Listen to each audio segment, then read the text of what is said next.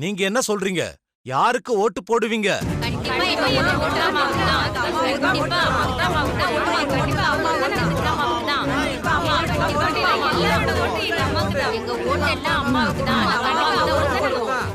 ரொம்ப சந்தோஷம். மறக்காம ஓட்டு போடுங்க. வரேன்.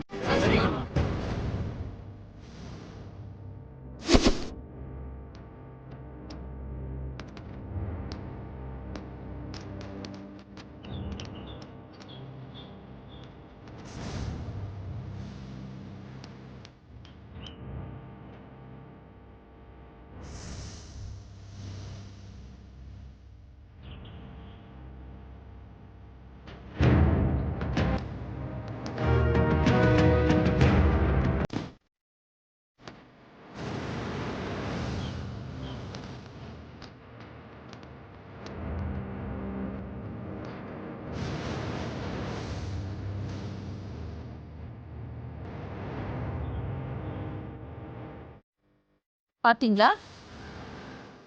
தொழிலாளர்கள் என்ன சொன்னாங்கன்னு கேட்டீங்கல்ல? அவங்கள பொறுத்த வரைக்கும் எலெக்ஷன்ல நிக்கிறது மித்ரா இல்ல, நான். இதுக்கப்புறம் உனக்கு ஜெயிப்போங்கிற நம்பிக்கை இருக்கா பார்வதி?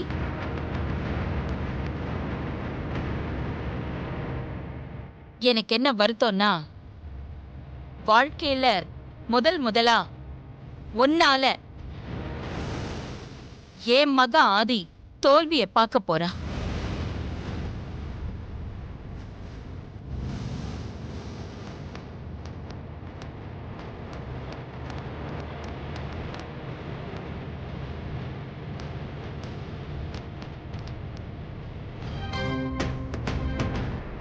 பார்வதி, நீ எதுக்காகவும் நம்பிக்கை இழந்துடாத.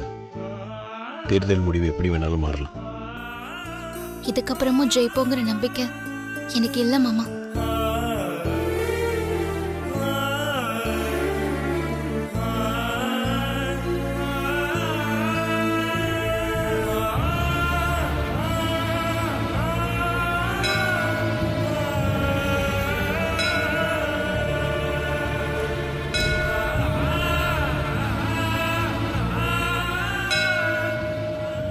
நான் யாருக்கும் எப்பவும் மனசால கூட எந்த கெடுதலும் நினைச்சது இல்லையே. அப்புறம் ஏன் என்னை இப்படி சோதிக்கிற?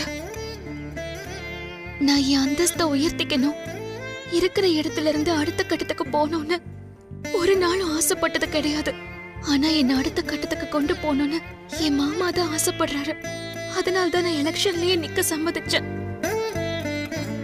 மித்ராவை பத்தின உண்மைய அம்மா கிட்ட இப்ப சொல்ல முடியாது. மித்ரா ஜெயிச்சுட்டா அது அம்மா கம்பெனிக்கும் அம்மாவுக்கும் ஆபத்தா முடியும். அப்படி நடக்காம தடுக்கணும்னா மித்ராவை எதிர்த்து நிக்கணும்னு மாமா சொன்னதுனாலதான் அம்மா என்கிட்ட கேட்டும் கூட அம்மா மனசு வருத்தப்பட்டாலும் பரவாயில்லன்னு என் மனசை தேத்துக்கிட்டு மித்ராவை எதிர்த்து நின்ன. நேத்து வரைக்கும் மித்ரா நிச்சயமா ஜெயிக்க மாட்டா, அவளால ஏற்பட இருந்த ஆபத்துல இருந்து அம்மாவையும் கம்பெனியும் காப்பாத்திடலாங்கிற நம்பிக்கை எனக்கு இருந்தது. ஆனா இப்ப அந்த நம்பிக்கைய அம்மா சுக்குநூறா உடைச்சிட்டாங்க. அம்மாவோட அனுபவத்துக்கும் திறமைக்கும் முன்னாடி மாமாவோட முயற்சி எல்லாம் வீணா போச்சு. மித்ரா என்னதான் தப்பானவளா இருந்தாலும் இன்னைக்கு அம்மா மித்ராவுக்கு போடுற ஓட்டு நீங்க எனக்கு போடுற ஓட்டுன்னு நேரடியா தொழிலாளர்கள் கிட்ட சொன்னதுக்கு அப்புறம் எல்லாரும் மித்ராவுக்கு தான் ஓட்டு போடுவாங்க. அதனால கண்டிப்பா மித்ரா தான் ஜெயிப்பா. நான் தோத்து போறத நினைச்சு கவலைப்படல. ஆனா நான் தோத்து போனா அது என் மாமாவே தோத்து போன மாதிரி. இது நாள் வரைக்கும் வாழ்க்கையில தோல்வியே சந்திக்காத என் மாமா இப்போ முதலா என் மூலமா தோல்விய பார்க்க போறாரு. இது நாள் வரைக்கும் நீ என்னதான் சோதிப்ப, இப்போ என்னால என் மாமாவையே சோதிக்க ஆரம்பிச்சிட்டியே. இது உனக்கு நியாயமா இருக்கா?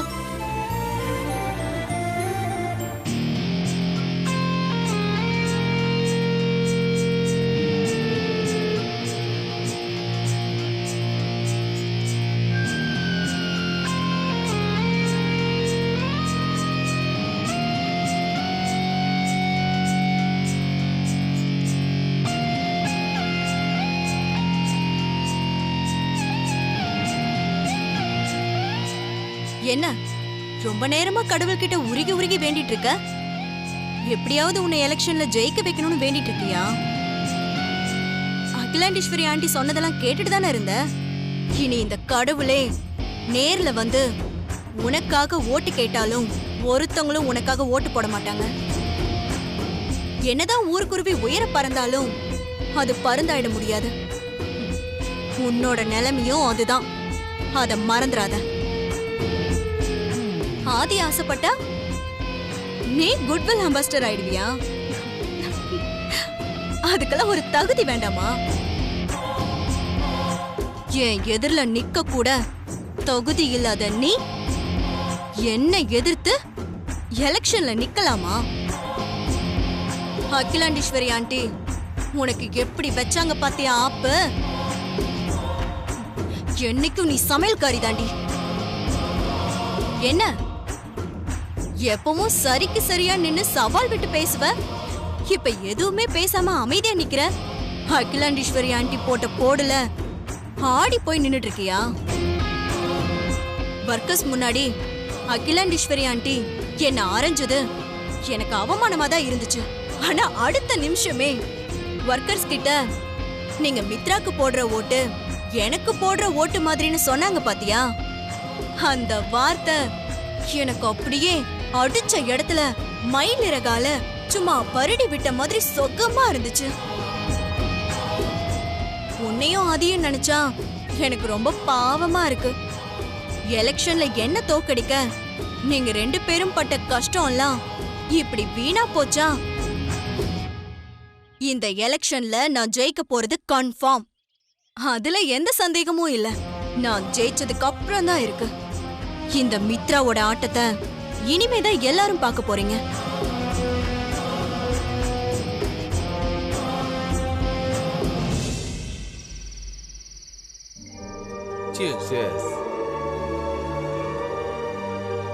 மச்சான், கவர் மாறின விஷயம் மட்டும் அந்த ஆதிக்கு தெரிஞ்சது அவ்வளவுதான். டேய், நீ வேற பேசாம வாயை மட்டும் குடிடா. நானே அதை நினைச்சு பயத்துல குடிச்சுக்கிட்டு இருக்கேன்.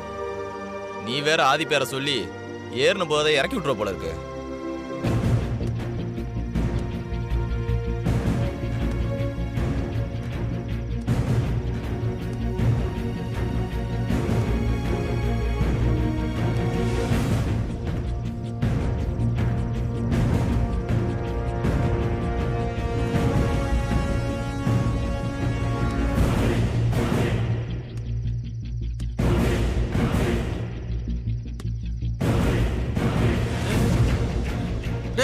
ஆதிடா, சார் சார் சார் சார் அடிக்காதீங்க சார். என்னால அடி தாங்க முடியாது. என்ன எதுக்கு சார் அடிக்கிறீங்க? நான் எதுக்காக உன்னை அடிக்கிறேன்னு உனக்கு தெரியாதா? தெரியாது சார். எதுக்காக சார் அடிக்கிறீங்க? அப்ப எதுக்கு தப்பிச்சு ஓட பார்த்த? தீபக் கொடுத்த கவருங்க. அந்த கவரை தான் என்கிட்ட இருந்து வாங்கிட்டு போயிட்டீங்களே சார். ஏய், அந்த கவர் தீபக் கொடுத்ததா இருக்கலாம். ஆனா அதுக்குள்ள இந்த லெட்டர் தீபக் எழுதினது இல்ல. என்ன சார் சொல்றீங்க? அந்த லெட்டர்ல இந்த அட்ரஸ் எல்லாம் நான் போய் விசாரிச்சேன். அந்த பேர்லலாம் அப்படி யாருமே அங்க இல்ல. தீபக் என்கிட்ட இல்லாத ஆளுங்களோட அட்ரஸ் கொடுக்க வேண்டிய அவசியம் இல்லை. நிச்சயமா அந்த லெட்டர் தீபக் எழுதினது இல்ல.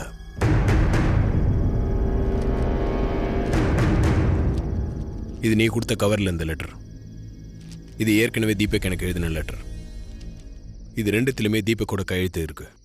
ஆனா 2 கையெழுத்தும் ஒண்ணு இல்ல. என்கிட்ட இருக்க லெட்டர்ல இருக்கிறது தான் தீபக்கோட ஒரிஜினல் கையெழுத்து. இதுல தீபக்கோட கையெழுத்து கீழே சின்னதா ஒரு கோடு எழுத்து 2 புள்ளி வச்சிருக்கு. ஆனா கவர்ல இந்த லெட்டர்ல அப்படி எதுவும் இல்ல. இந்த கையெழுத்து தீபக் போடல, லெட்டரும் அவன் எழுதல. உண்மையை சொல்லு, எதுக்கு இப்படி பண்ண? யார் சொல்லி இப்படி பண்ண?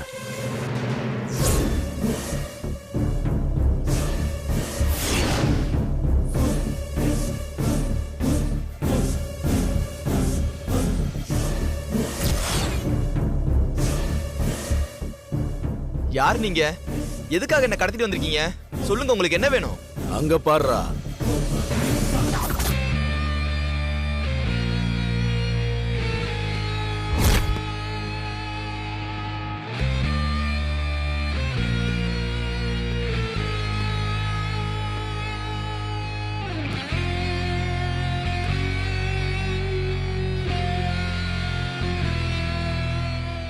இப்போ உனக்கு தெரிஞ்சிருக்குமே இவங்கெல்லாம் யாரு, உன்னை எதுக்காக கடத்திட்டு வந்திருக்காங்கன்னு. நீங்க என்ன சொல்றீங்க? எனக்கு ஒன்றும் புரியல. என்ன வேற யாரும் நினைச்சு நீங்க தப்பா கடத்திட்டு வந்து என்னை மிரட்டிட்டு இருக்கீங்கன்னு நினைக்கிறேன். சபாஷ், டிடெக்டிவ் தீபக்கோட ஃப்ரெண்ட் இல்லையா? அதான் சூப்பரா நடிக்கிற. ஆனா உன் நடிப்பு இந்த நந்தினி கிட்ட செல்லாது. ஹாஸ்பிட்டல்ல இருந்த தீபக்க ஆதி அவன் வீட்டுக்கு கூட்டிட்டு போனது, அதுக்கப்புறம் ஆதி உன்னை தேடி ஹோட்டலுக்கு வந்தது எல்லாம் எனக்கு தெரியும். ஆதிக்கு தெரியாமலேயே நான் ஆதிய ஃபாலோ பண்ணிக்கிட்டு தான் இருக்கேன். இப்போ உனக்கு புரிஞ்சிருக்குமே கல்யாணத்துக்கு வந்த உன்னை எதுக்காக கடத்திட்டு வந்திருக்காங்கன்னு. ஆதி வந்து கேட்டா கொடுக்க சொல்லி தீபக் உன்கிட்ட கொடுத்து வச்சிருக்கிற அந்த கவர் எனக்கு வேணும். இல்ல, என்கிட்ட எந்த கவரும் இல்ல. நல்ல முறையில கேட்டா இவன் கிட்ட இருந்து எதுவும் கிடைக்காது. கொஞ்சம் வன்முறையை யூஸ் பண்ணுங்க.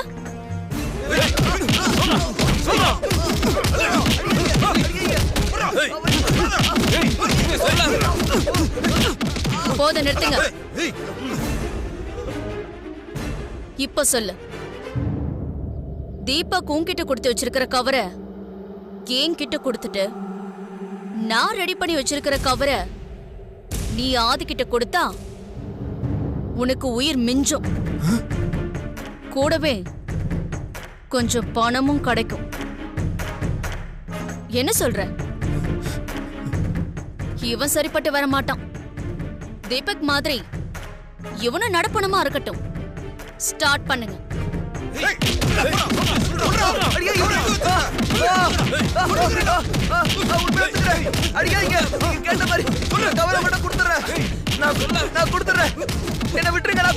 நிறுத்துங்க. வெரி குட், நல்ல முடிவு எடுத்திருக்க. இவன் கூட போய் அந்த கவரை வாங்கிட்டு வந்துருங்க. Okay madam.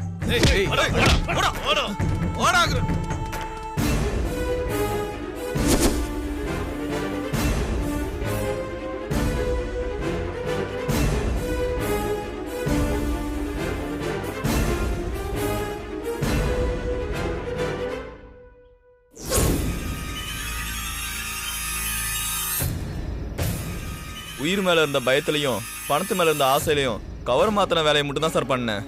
என்னை மன்னிச்சு விட்டுருங்க சார். சார், நான் போலாமா சார்? போ.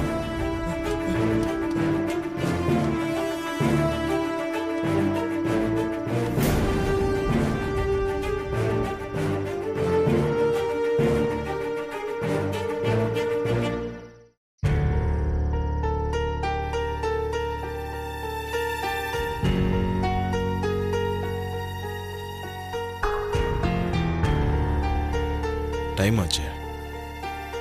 இவன் என்ன பண்ணிட்டு இருக்கா?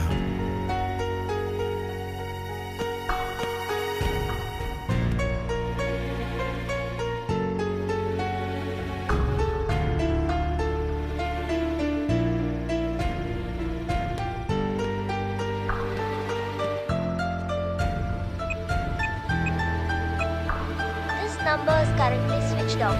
Please try again later.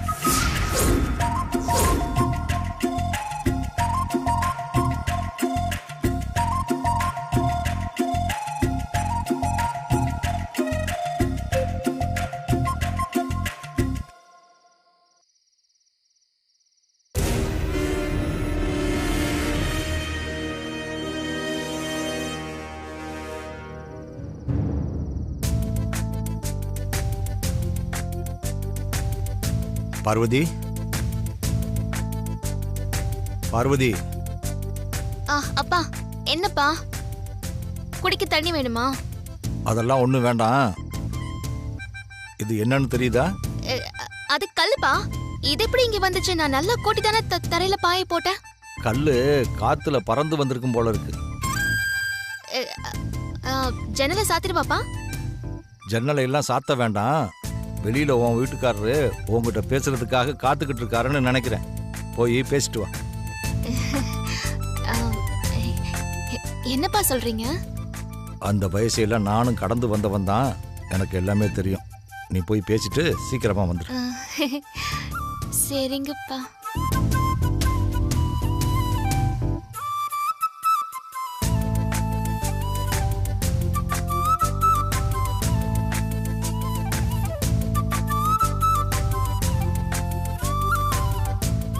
என்னைக்கு பெரிய பாறாங்கலி என் தலையில விழப்போகுதோ அதான் தெரியல.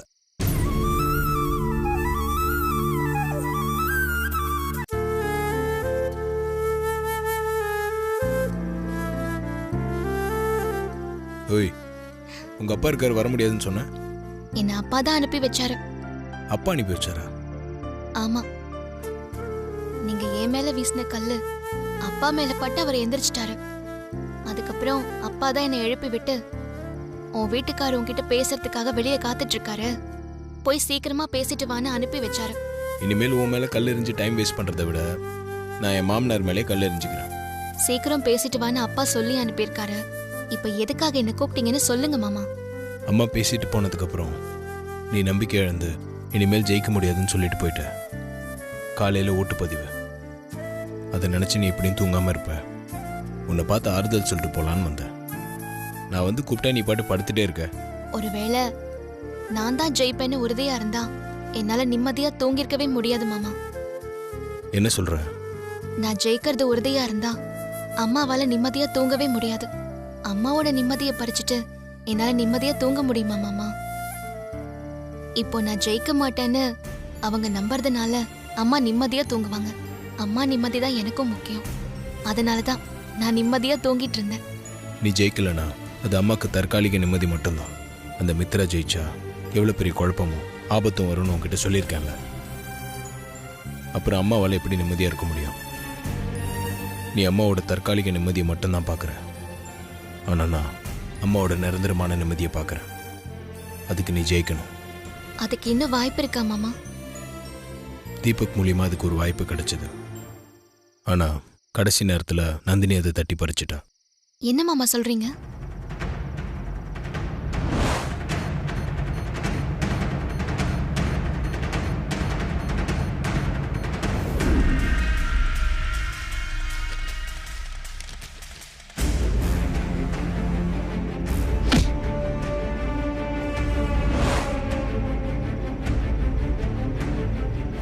அந்த ஆதாரம் மட்டும் இப்ப கையில கிடைச்சிருந்தா அம்மாக்கு மித்ரா பத்தின உண்மையை புரிய வச்சு அவளை வீட்டை விட்டே வெளியே அனுப்பிச்சிருப்பேன். அம்மா ரூம்ல மித்ரா தவற விட்ட அந்த பென்ட்ரைவும் கையில கிடைக்க மாட்டேங்குது. அந்த பென்ட்ரைவ் கிடைச்சா கூட நமக்கு ரொம்ப உதவியா இருக்கும். நானும் அம்மா ரூமை சுத்தம் பண்ணும்போதெல்லாம் தேடி பார்த்துட்டே தான் இருக்கேன்.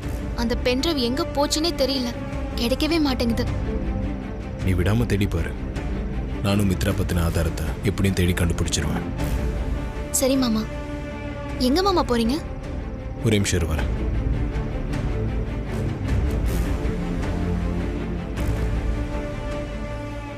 இந்தா, நாளைக்கு எலெக்ஷன்ல நீ தான் ஜெயிக்க போற.